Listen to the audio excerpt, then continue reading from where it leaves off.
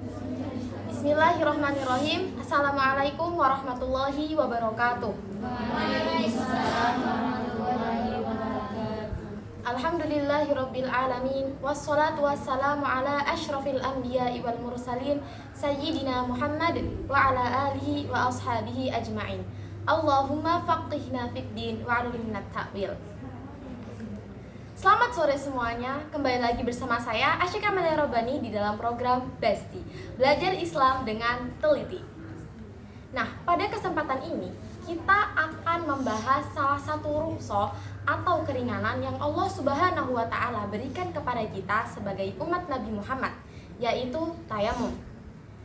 Tayamum adalah satu cara bersuci sebagai alternatif menggantikan air ketika kita tidak mendapati air, sakit, atau dalam keadaan di mana air itu tidak dapat kita gunakan. Nah, jadi masih membahas kitab Safinatun Najah nih ya. Pada sore hari ini kita akan membahas 4 fasal seputar tayamum.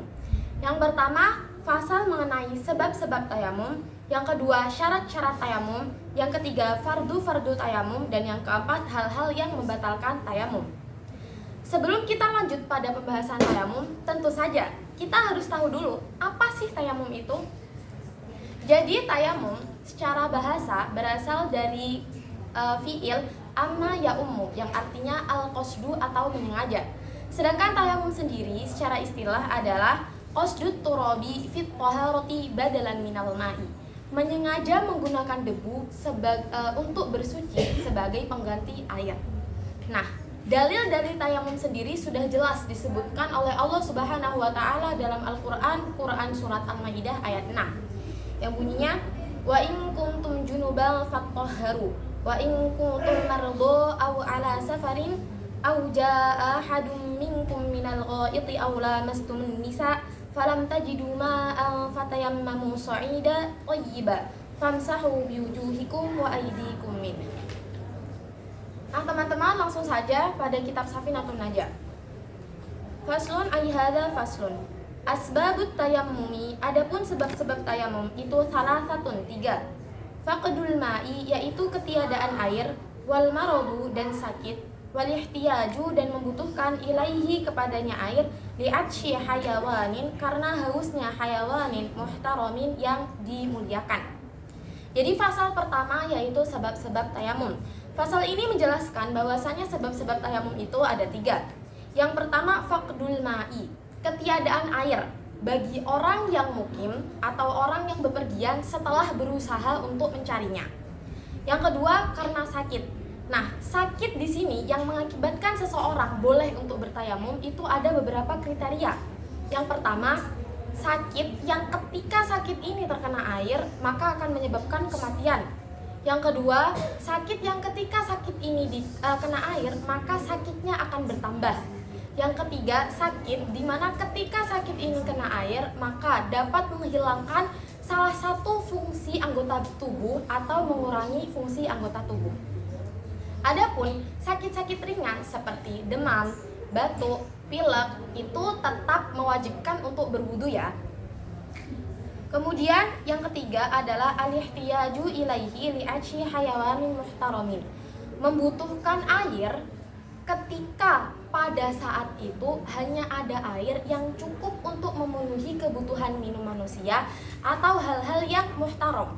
Muhtaram di sini maksudnya ma yahrumu qatluhu, atau sesuatu yang haram untuk dibunuh, seperti manusia, hewan ternak, hewan yang menjadi kendaraan atau hewan tunggangan, seperti anjing yang dilatih untuk berburu atau anjing yang dilatih untuk menjaga.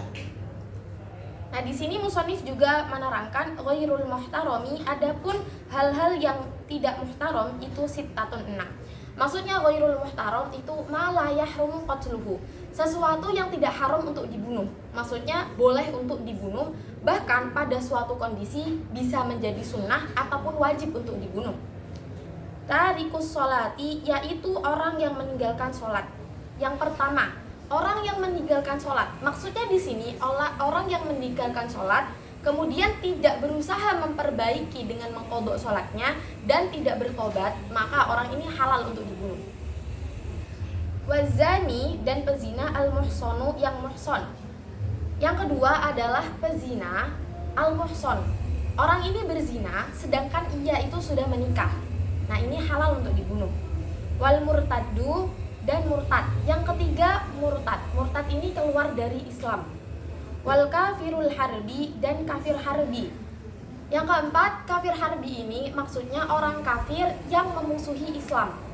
Adapun kafir dhimmi yaitu orang yang kafir berada di dalam teritori atau wilayah Islam dan dia itu berakad untuk membayar jizyah dan mengikuti hukum-hukum Islam, maka kafir ini itu dijaga, kafir dhimmi.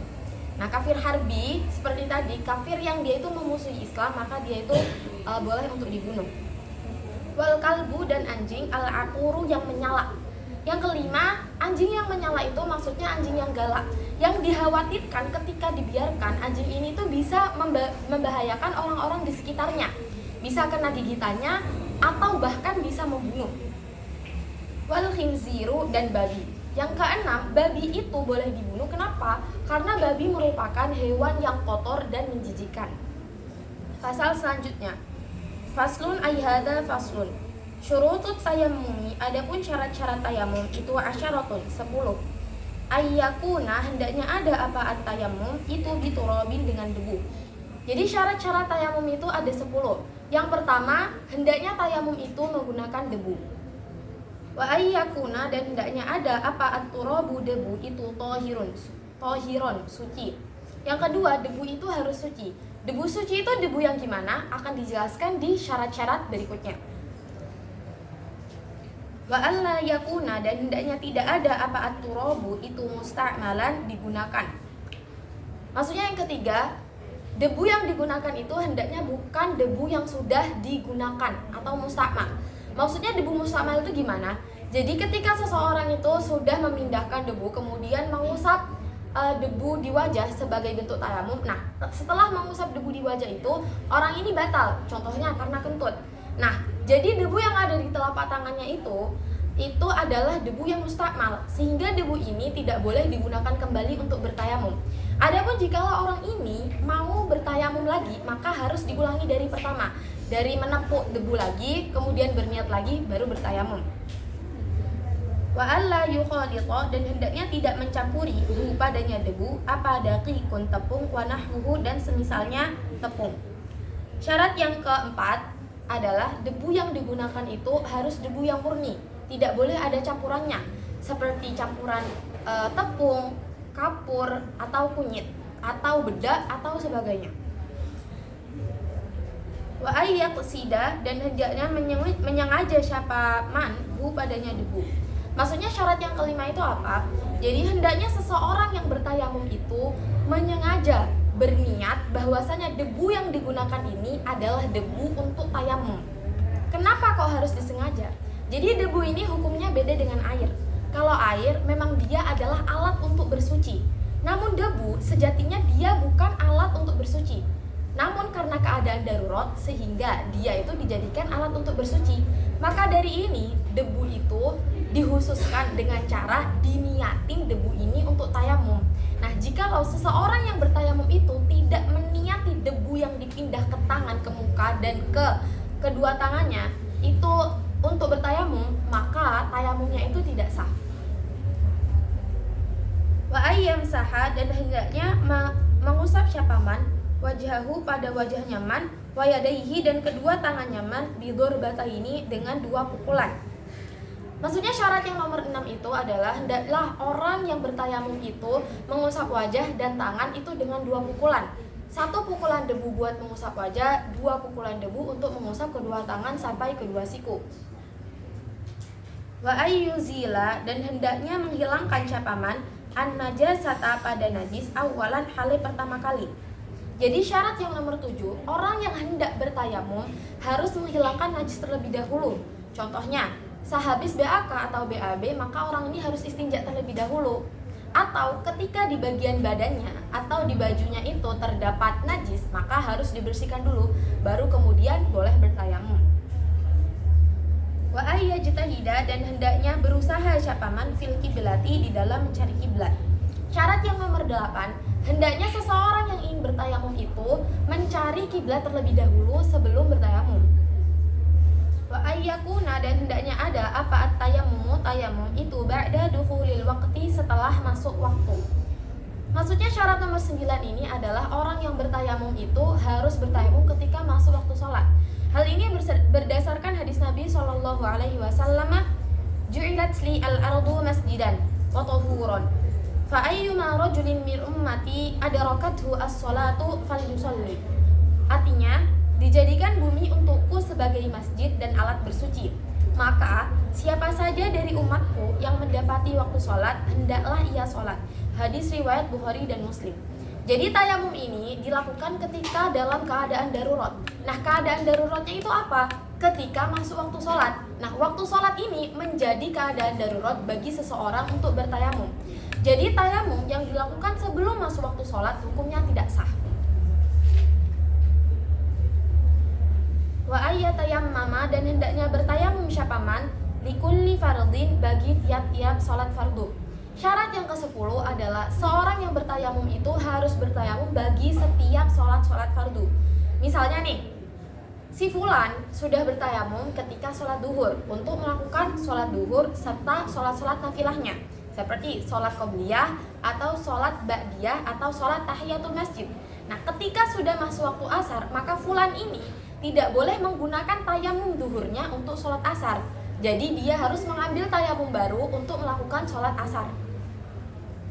Pasal selanjutnya, faslun aihada faslun furudut tayammumi, adapun fardu tayamum itu khamsatun, 5. Al awwalu, adapun yang pertama itu naqlut turabi, memindah turab atau debu. Jadi fardu tayamum itu ada 5. Yang pertama memindahkan debu, maksudnya memindahkan debu ke wajah dan kedua tangan. Atsani, adapun yang kedua itu an-niyatu, niat. Yang kedua adalah niat. Niat ini dilakukan ketika pertama kali kita memukul tangan buat memindahkan debu ke telapak tangan ya. Nah, adapun niat orang yang bertayamum ketika dia ini mau sholat, niatnya kayak gini. Nawaitu istibahatas sholati minal hadatsil asghari awil akbari. Saya ulangi, nawaitu istibahatas sholati minal hadatsil asghari awil akbari. Wasal itu, adapun yang ketiga itu mashul wajhi, mengusap wajah. Jadi yang ketiga mengusap wajah. Nah, perlu teman-teman perhatikan nih, wajah itu semua bagian wajah, terutama yang sering ketinggalan itu bagian di antara hidung dan mulut. Kalau misalkan wudhu itu mesti kealirin air kan, namun ini tayamum, jadi harus dipastikan ketika mengusap wajah itu bagian di antara hidung dan mulut juga dibasuh, sehingga tidak ketinggalan tuh bagian wajahnya, diusap, mohon maaf. Ar-rabi'u, adapun yang keempat itu mashul yadaini, mengusap kedua tangan ilal mirfaqaini, sampai kedua siku. Jadi fardu tayamum yang keempat adalah mengusap kedua tangan hingga kedua siku.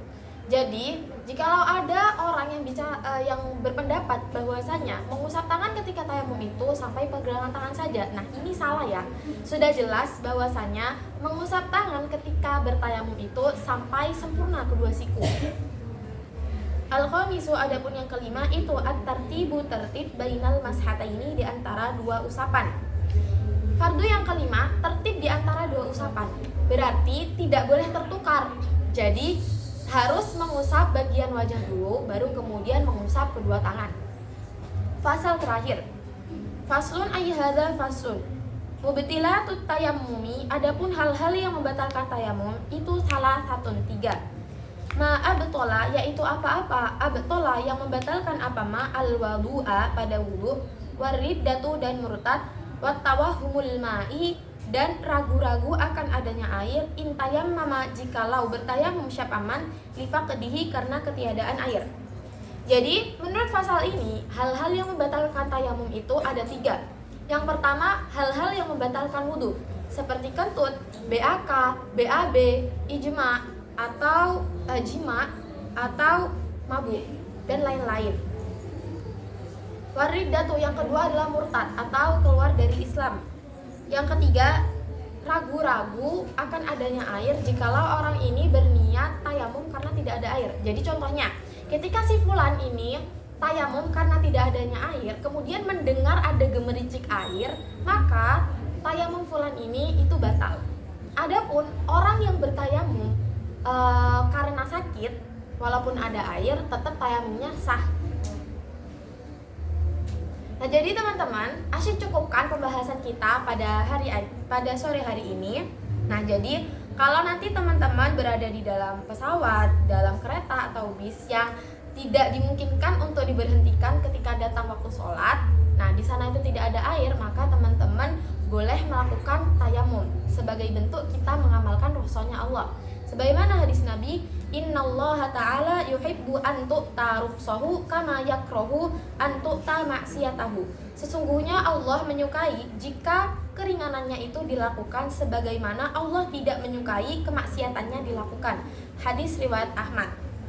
Nah, semoga dengan adanya pembelajaran kita mengenai tayamum ini, kedepannya kita dapat melakukan tayamum dengan cara yang baik dan benar.